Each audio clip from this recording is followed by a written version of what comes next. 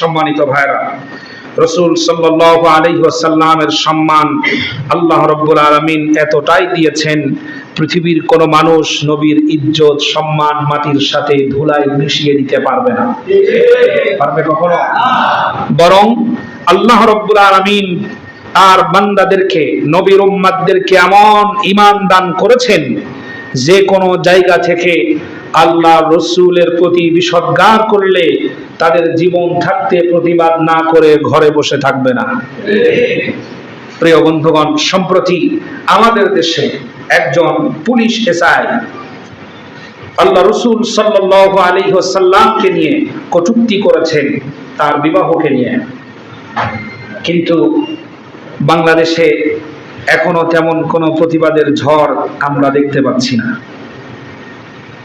তাহলে রাসূল সাল্লাল্লাহু আলাইহি ওয়াসাল্লামের সম্মানে আমাদের হৃদয় কাঁদে না?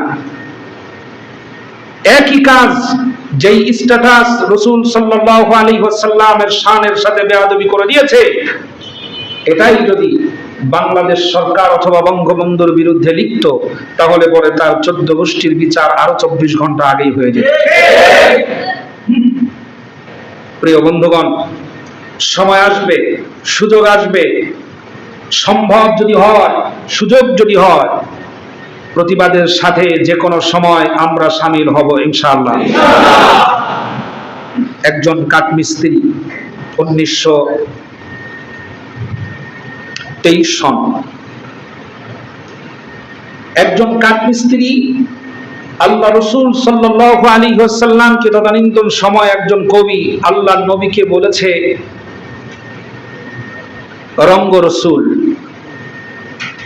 নবীজিকে কটূক্তি করে কবিতা লিখেছে, বই রচনা করেছে, সেটা বাজারে ছেড়েছে। বাজারে ছাড়ার পর কাঠমিস্ত্রির সহ্য হয় নাই। সহ্য না হলে সে অনেক দিন ধরে খোঁজাখুঁজি করেছে।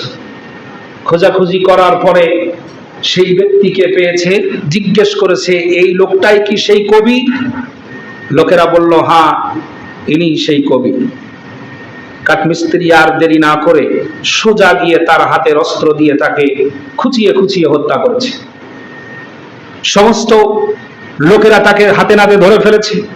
পুলিশরা তাকে নিয়ে গেছে কোর্টে, আদালতে বিচার হবে, ফাঁসির রায় হবে। কিন্তু আল্লাহর নবীর অপমানের প্রতিশোধ নিয়েছে বলে সেখানকার সেই সময়ের সমস্ত উকিল তার পক্ষে সাফাই দেওয়ার চেষ্টা করছে। আর ওনার নাম ছিল ইলমুদ্দিন।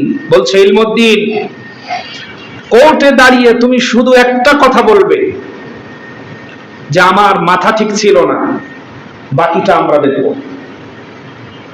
ইলমুদ্দিন কোর্টের কাঠগড়ায় দাঁড়িয়ে বলছে, জাহাপনা, আমার মাথা 100% ঠিক ছিল। সব জ্ঞানে বুঝিয়া স্বেচ্ছায় আল্লাহ রসুলের দুশমনকে আমি হত্যা করেছি। আজ সেই সকল কাঠমিস্ত্রির খুব দরকার, ঠিক না?